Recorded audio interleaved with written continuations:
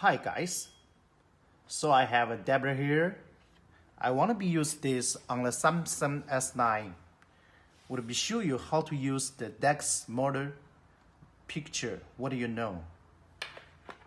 So you know you have a USB cable and hook into the port. To use the DeX would be use the external power. So you plug in the charging PD charging port.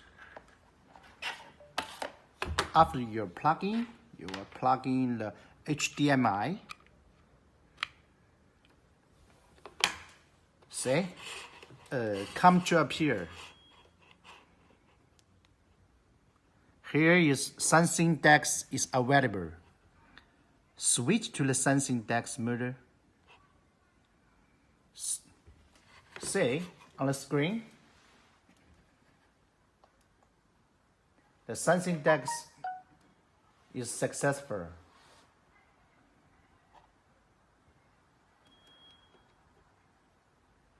This is really pretty good. So you see, you look here, they have a high-speed USB 3.0 port. Here you can plug in your keyboard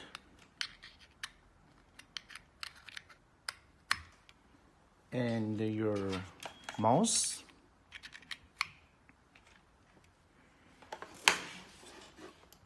Then this is really pretty good. I hope this is good for you.